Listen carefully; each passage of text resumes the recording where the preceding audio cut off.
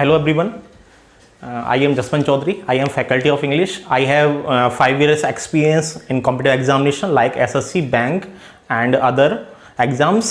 So दोस्तों आज हम स्टार्ट करने जा रहे हैं इंग्लिश लैंग्वेज, है ना। अब सबसे पहले बात आती है कि इंग्लिश लैंग्वेज को हम पढ़ क्यों रहे हैं, ठीक है। इसके पीछे रीज़न क्या है, ठीक है। लैंग्वेज जो है ये इसका जो ओरिजिन हुआ है वो कहाँ से हुआ है, ठीक है। इंग्लिश का पढ़ने का रीज़न क्या है, सबसे पहले ये बात हमें पता होना चाहिए, ठीक है।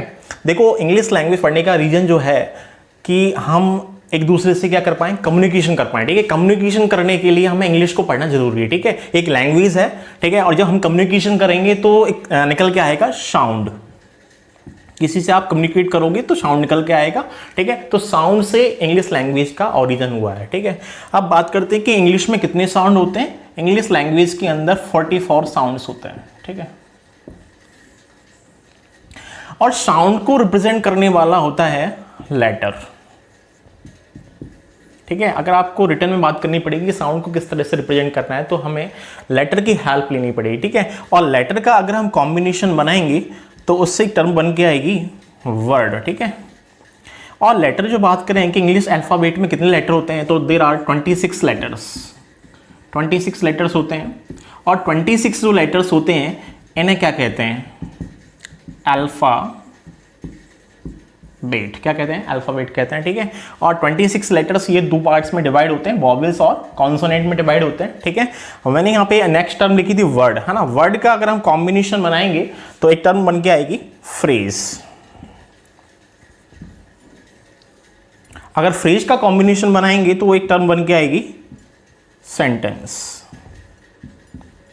अब सबसे पहले बात आती है डेफिनेशन की, वर्ड क्या होता है, ठीक है। ये किसका कॉम्बिनेशन है, तो यहां से बना a group of letters with meaning, ठीक है, उसे कहते हैं वर्ड, ठीक है। तो आपको पता होना चाहिए कि वर्ड क्या होता है। एक ग्रुप होता है लेटर्स का, लेकिन उसके साथ में उसका मीनिंग होना जरूरी है, तभी वर्ड बन पाएगा, अदरवाइज वर्ड नहीं होगा। सेकंड टर्म मैंने यहां पे लिखा है फ्रेज, ठीक है। फ्रेज ये ग्रुप होता है वर्ड्स का, लेकिन इसका कंप्लीट मीनिंग नहीं होता। A group of words without complete meaning that is called phrase, ठीक है। और फ्रेज का कॉम्बिनेशन जो होता है वो बनता है सेंटेंस, ठीक है। तो सेंटेंस की अगर हम डेफिनेशन की बात करेंगे तो ये बनेगा a group of words with complete meaning, इसे कहते हैं हम सेंटेंस। मैंने फॉर एग्जांपल लिखा राम एंड श्याम। देखो यहाँ पे मैंने ग्रुप बनाया वर्ड्स का, एक वर्ड है राम है, एक एंड है, एक श्याम है, ठीक है। इसका जो ग्रुप बन रहा है इसे हम कहते हैं phrase. This is the phrase, ये फ्रेज है, ग्रुप है वर्ड्स का, लेकिन इसका कंप्लीट मीनिंग नहीं है। अगर इसमें हम कुछ और पार्ट जोड़ देंगे तो सेंटेंस बन जाएगा, जैसे Ram and Shyam go to the market, ठीक है। तो ये पूरा क्या बन गया, एक सेंटेंस बन गया। क्लियर। तो मैंने सबसे पहले बताया कि इंग्लिश लैंग्वेज जो है इसके अंदर साउंड होते हैं। साउंड कितने होते हैं, 44 साउंड होते हैं, ठीक है। और साउंड का अगर हम रिप्रेजेंट करेंगे तो लेटर बनेगा, लेटर 26 हैं, इसको हम अल्फाबेट कहते हैं, ठीक है। और लेटर का कॉम्बिनेशन बनाएंगे तो वर्ड बनेगा। वर्ड एक ग्रुप होता है लेटर्स का जिसका मीनिंग होना चाहिए, फ्रेज जिसका इनकम्प्लीट मीनिंग होता है, सेंटेंस का कंप्लीट मीनिंग होता है, ठीक है। अब देखो सबसे पहले जो बात इंपॉर्टेंट है कि यहाँ पे वर्ड किसी भी लैंग्वेज का जो सबसे इंपॉर्टेंट पार्ट है वो है वर्ड, ठीक है। अब देखो वर्ड, हम जब क्वेश्चन आते हैं एग्जामिनेशन में तो सबसे पहले हम एक टॉपिक आता है एरर डिटेक्शन, ठीक है। एरर डिटेक्शन में क्या करते हैं, पता होना चाहिए वर्ड की दो चीज़ें अगर हमें पता है तो हम एरर आसानी से निकाल सकते हैं, ठीक है। एक तो लोकेशन और सेकंड थिंग आती है इसका फंक्शन। अगर आप दोनों चीज़ों के बारे में पता कर लोगे तो आप इजीली सेंटेंस के अंदर एरर फाइंड आउट कर पाओगे, ठीक है। लोकेशन और फंक्शन, ठीक है, ये बहुत इंपॉर्टेंट फैक्टर मैटर करता है, ठीक है, क्वेश्चंस के लिए, ठीक है। अब इसी में वर्ड जो है इसका, जैसे मैंने कोई सेंटेंस लिखा तो उस सेंटेंस को लिखने के बाद में मुझे दिखना पड़ेगा कि वो वर्ड किसका फंक्शन कर रहा है, ठीक है। उसी से रिलेटेड टॉपिक बनता है हमारा पार्ट्स ऑफ स्पीच, ठीक है। कि कोई भी लैंग्वेज है, ठीक है, तो लैंग्वेज का जो बेसिक यूनिट वो क्या है, वर्ड है, ठीक है। बेसिक यूनिट है वर्ड, ठीक है, कि the base of any language is a word. तो किसी भी लैंग्वेज का बेसिक यूनिट वर्ड होता है, ठीक है। अगर वर्ड्स का हम कॉम्बिनेशन बनाएंगे तो लैंग्वेज बनेगा। The words are building blocks of language, ठीक है। और जिन वर्ड से लैंग्वेज का फॉर्मेशन हो रहा है, इन्हीं वर्ड्स को 8 पार्ट में डिवाइड किया गया है, और इन्हीं 8 पार्ट को कहते हैं हम क्या, पार्ट्स ऑफ स्पीच। मैंने कहा कोई भी लैंग्वेज है उसका बेसिक यूनिट क्या है, वर्ड है, और वर्ड का कॉम्बिनेशन बनेगा, बिल्डिंग ब्लॉक्स बनेगा, उससे लैंग्वेज का फॉर्मेशन होगा। जिन वर्ड से फॉर्मेशन हो रहा है, इन वर्ड्स को 8 पार्ट में डिवाइड किया है, these are called parts of speech, ठीक है। अब ये पार्ट्स ऑफ स्पीच कितने हैं, 8 हैं, और ये कौन कौन से हैं ये देखते हैं। अभी मैं इरेज कर देता हूं इसको, ठीक है। अब देखो कैसे याद करोगे ये पार्ट्स ऑफ स्पीच को। तो मैंने सबसे पहले लिखा आई, ठीक है, फिर लिखा B A N C A P और फिर पी। तो देखो यहां पे मैंने लिखा आई बैन कैप पी, ठीक है। आई से बनेगा आई फॉर इंटरजेक्शन, ठीक है। सेकंड में लिखा बी फॉर वर्ब, ठीक है। तो बी से बनेगा वर्ब, ए से बनेगा एडजेक्टिव, ठीक है, और एन से बनेगा नाउन, एन फॉर, सी से बनेगा शी फॉर कंजंक्शन, ठीक है, ए फॉर बनेगा एडवर्ब, और पी फॉर बनेगा प्रोनाउन, और लास्ट में पी फॉर बनेगा प्रेपोजिशन। तो आपको याद रखना है आई बैन कैप पी, ठीक है। तो आई से बनेगा इंटरजेक्शन, बी से बनेगा V for verb, A for adjective, N for noun, C for conjunction, A for adverb, P for pronoun, और लास्ट में पी फॉर प्रेपोजिशन। तो ये जो 8 पार्ट हैं इन्हें कहते हैं पार्ट्स ऑफ स्पीच। क्लियर। तो स्पीच, अब देखो यहाँ पे आ रहा है स्पीच। अभी मैंने बताया था स्पीच कह लो चाहे सेंटेंस कह लो, बात एक ही है ना। स्पीच बोलो या सेंटेंस बोलो, मतलब एक ही होता है, दोनों आपस में सिनोनिम है ये, ठीक है। सेंटेंस के जितने भी पार्ट बनेंगे सभी पार्ट्स ऑफ स्पीच होंगे, ठीक है। तो मैंने बताया ये 8 पार्ट्स ऑफ स्पीच है। कभी पूछ लिया कितने नंबर ऑफ है, ठीक है। एक लास्ट में बाद में आया इन मॉडर्न इंग्लिश में, ठीक है, बाद में एक पार्ट और आया था जिसको अपडेट किया गया है मॉडर्न इंग्लिश के अंदर, वो 9th पार्ट है, ठीक है, 9th पार्ट, और वो है डिटरमाइनर, ठीक है। तो 9th पार्ट है। सबसे पहले फर्स्ट आता है इंटरजेक्शन। ये क्या होता है, इसे हिंदी में कहते हैं विस्मयादि बोधक।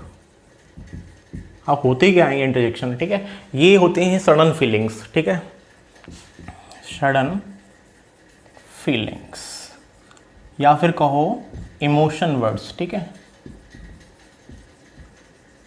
मान के चलो आप मैच खेलने गए, आप मैच जीत गए, तो आप कहोगे और आप we have won the match, ठीक है। तो आपने खुशी जाहिर की, आपने इमोशंस दिखाई, सडनली इमोशंस आए, ठीक है। जब सडनली इमोशंस आती हैं उन्हें हम कहते हैं इंटरजेक्शन, ठीक है। इसका एक साइन होता है ये एक्सक्लेमेटरी, और ये वर्ड्स जिन सेंटेंस में यूज किए जाते हैं उन्हें कहते हैं एक्सक्लेमेटरी सेंटेंस, ठीक है। तो ये होते हैं oh, wow, alas etcetera. These words are called interjection. ये इंटरजेक्शन वर्ड्स हैं, इनका जहाँ यूज होगा सेंटेंस एक्सक्लेमेटरी बनेंगे, ठीक है। सेकेंड आता है वर्ब, इसे हिंदी में बोलते हैं क्रिया, ठीक है, और ये होते हैं action words.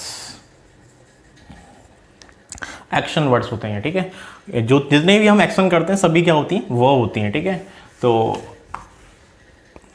Play, dance, study, अभी मैं आपको टीच कर रहा हूँ, मैं आपको पढ़ा रहा हूँ, तो मैं एक्शन कर रहा हूँ, ठीक है। तो ये मेरा एक्शन है, तो क्या है ये, दीज आर कॉल्ड वर्ब है, ठीक है।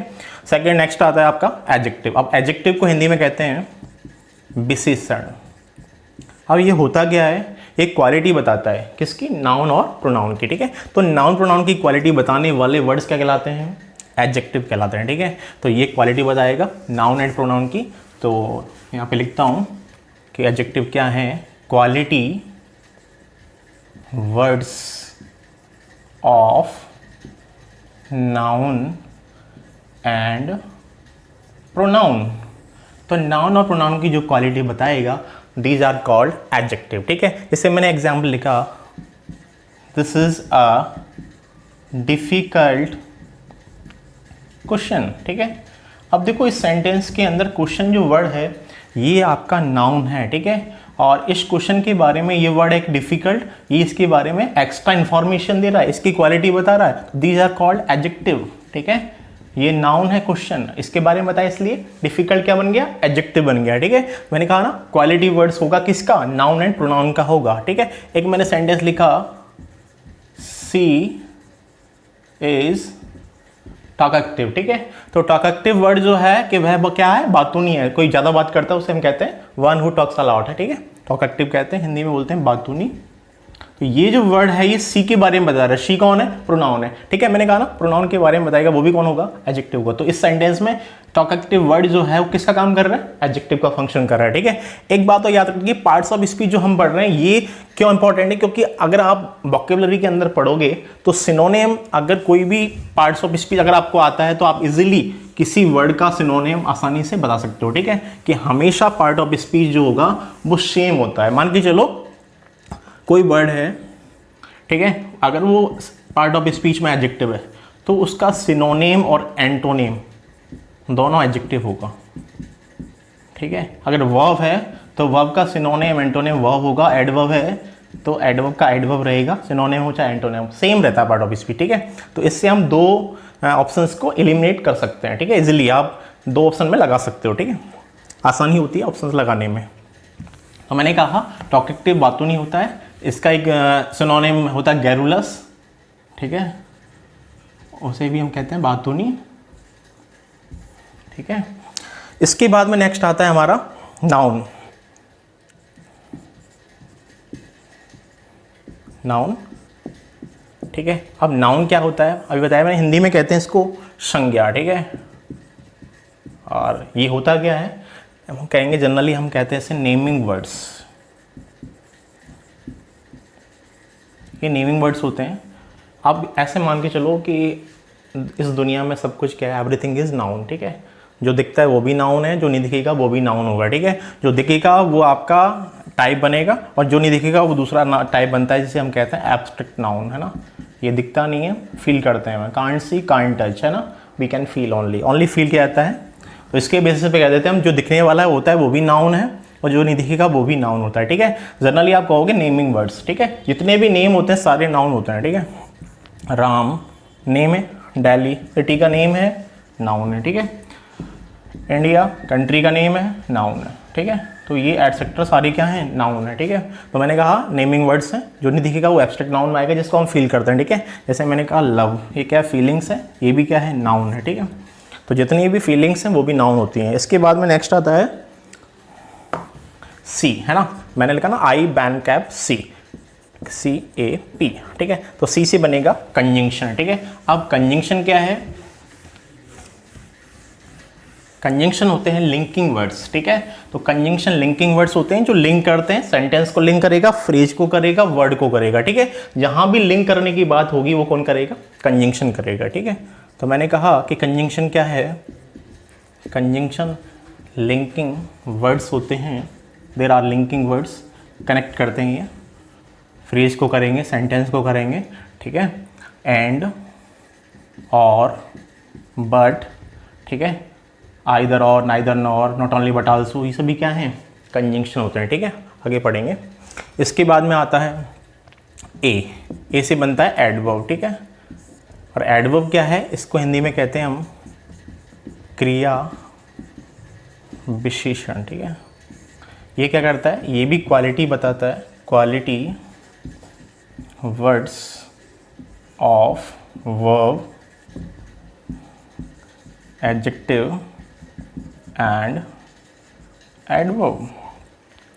तो वर्ब की, एडजेक्टिव की और एडवर्ब की तीनों की क्वालिटी बताने वाला क्या होता है, एडवर्ब होता है, ठीक है। जैसे मैंने एक सेंटेंस लिखा, सी स्पीक्स क्लियरली। अब देखो इस सेंटेंस में आप देखिए, सबसे पहले सी आ रहा है, सी सब्जेक्ट है, स्पीक बोलना वर्ब है, और क्लियरली जो वर्ड है ये स्पीक के बारे में बता रहा है, ये इसको क्वालिफाई कर रहा है, दैट इज़ कॉल्ड एडवर्ब। अभी मैंने आपको बताया कि एडवर्ब जो है वर्ब को क्वालिफाई करता है, स्पीक को क्वालिफाई कर रहा है, इसलिए क्या बनेगा, एडवर्ब बनेगा, ठीक है। अगर मैं इस सेंटेंस को दोबारा से थोड़ा सा मॉडिफाई करके लिखता हूँ कि सी स्पीक्स वेरी क्लियरली, ठीक है, तो यहाँ पे इस सेंटेंस के अंदर भी सी स्पीक्स वेरी क्लियरली। अब देखो मैंने एक दूसरा सेंटेंस लिख दिया, इसमें सी सब्जेक्ट स्पीक वर्ब। अब देखो दो वर्ड आ गए, क्लियरली भी आ गया, वेरी भी आ गया। क्लियरली अभी एडवर्ब बना, स्पीक की वजह से एडवर्ब बना क्योंकि वर्ब को क्वालिफाई किया। मैंने बताया वर्ब को क्वालिफाई किया तो एडवर्ब बनेगा। और वेरी जो क्लियरली को क्वालिफाई कर रहा है, और मैंने बताया आपको अभी एडवर्ब को क्वालिफाई करेगा, वो भी क्या बनेगा, एडवर्ब बनेगा। तो यहाँ इस सेंटेंस के अंदर क्लियरली जो था स्पीक की वजह से एडवर्ब बना, वेरी जो था क्लियरली की वजह से बना। ठीक है, एक सेंटेंस और लिख दिया मैंने, she is a very intelligent lady. ठीक है, अब देखो इस सेंटेंस में लेडी जो है वो नाउन है और लेडी को क्वालिफाई इंटेलिजेंट कर रहा है, तो ये फंक्शन करेगा एडजेक्टिव का। बताया है कि नाउन को क्वालिफाई कर रहा है एडजेक्टिव है, और वेरी जो वर्ड है वो इंटेलिजेंट को क्वालिफाई कर रहा है, तो ये एडवर्ब का फंक्शन कर रहा है। ठीक है, तो तीनों सेंटेंस से देखो मैंने आपको बताया वर्ब, एडजेक्टिव और एडवर्ब। ठीक है, क्वालिफाई करने वाले एडवर्ब होते हैं। ठीक है, इसके बाद में नेक्स्ट आता है आपका पी से बनता है प्रोनाउन। अब प्रोनाउन होते क्या हैं, ये नाउन के रिप्लेसमेंट में आते हैं। ठीक है, कि नाउन का जहाँ रिपीटिशन होगा वहाँ पे हम किसका यूज़ करेंगे, प्रोनाउन का यूज़ करेंगे। ठीक है, तो प्रोनाउन को हिंदी में कहते हैं सर्वनाम। हम हिंदी में कह देते हैं संज्ञा के स्थान पे जो वर्ड्स यूज होते हैं प्रोनाउन कहलाते हैं। ठीक है, तो प्रोनाउन जो है इंस्टेड ऑफ नाउन। ठीक है, नाउन की प्लेस पे जो वर्ड्स आएंगे वो क्या होंगे, प्रोनाउन होंगे। ठीक है, जैसे मैंने कहा John what a new watch yesterday. John likes to wear the watch. The watch is very beautiful. ठीक है, अब देखो यहाँ पे सेंटेंस मैंने लिख दी तीन। ठीक है, देखो इस फर्स्ट वाले सेंटेंस में जॉन, एक तो ये है, ये नाउन है, सॉरी जॉन जो है, एक वॉच नाउन है। ठीक है, अब देखो मैंने कहा कि जहाँ इंस्टेड ऑफ मतलब जहाँ पे रिपीटिशन होगा। ठीक है, जहाँ पे नाउन का रिपीटिशन होगा वहाँ पे किसका यूज़ होगा, प्रोनाउन का यूज़ होगा। ठीक है, और ये होते क्या है, ही, सी, इट, दे, एटसेट्रा। ठीक है, ये वर्ड्स क्या है, प्रोनाउन है। ठीक है, तो यहाँ देखो जॉन रिपीट हुआ, तो जहाँ जॉन नहीं आएगा यहाँ पे ही आएगा। ये मेल है इसलिए ही आ रहा है, अगर फीमेल होता तो सी आता है। ठीक है, इसके बाद में वॉच जो थिंग है, और थिंग के लिए हम इट लगाते हैं तो द वॉच हटेगा, और द देखो इसलिए हट रहा है, आर्टिकल होते हैं वो नाउन की वजह से आते हैं, तो नाउन नहीं है तो आर्टिकल भी हट जाएगा, तो इसके रिप्लेसमेंट में हमें इट लिखना पड़ेगा। सिंगुलर है इसलिए इट आ रहा है, प्लूरल होता तो दे यूज़ करते हैं। ठीक है, फिर आ गया देखो तो इट इज़। ठीक है, तो यहाँ देखो John what a new watch yesterday, John जो है इसकी जगह ही लिख दिया मैंने, he likes to wear it, it is very beautiful. ठीक है, तो यहाँ पे मैंने देखा कि यहाँ पे जो मैंने आपको बताया कि नाउन जो रिपीट हुआ उसकी जगह हमने किसका यूज़ किया, प्रोनाउन का यूज़ किया। ठीक है, तो ये हुआ हमारा प्रोनाउन हो गया। इसके बाद में लास्ट में आता है प्रेपोजिशन, और ये होते हैं आपके रिलेटिंग वर्ड्स, और रिलेशन बताने का काम करते हैं ये। ठीक है, जैसे मैंने लिखा for example the book is on the table, तो देखो इस सेंटेंस में बुक नाउन है और टेबल नाउन है, इन दोनों के बारे में रिलेशन कौन बता रहा है, ऑन बता रहा है। तो ऑन किसका काम कर रहा है, प्रेपोजिशन का फंक्शन कर रहा है। ठीक है, on, in, into, upon, above, ठीक है, बिफोर, ये सारे क्या होते हैं, प्रेपोजिशन होते हैं। क्या होते हैं, ये रिलेटिंग वर्ड्स होते हैं। ठीक है, ये नाउन प्रोनाउन के लिए क्या बताते हैं, रिलेशन बताते हैं। ठीक है, उसे कहते हैं हम क्या, प्रेपोजिशन कहते हैं। इस तरह से ये 8 पार्ट है। इसके बाद में 9th पार्ट था जो था मैंने बताया आपको डिटरमाइनर। ठीक है, ये 9th पार्ट है पार्ट्स ऑफ स्पीच का, और ये होते इसी में आर्टिकल आते हैं, और ये होते हैं determiner a, an, the, few, many, little, etcetera. ठीक है, तो इस तरह से पार्ट्स ऑफ स्पीच के 9th पार्ट होते हैं। ठीक है, ओके, थैंक यू। अगर वीडियो आई पसंद आई तो लाइक करें, शेयर करें, सब्सक्राइब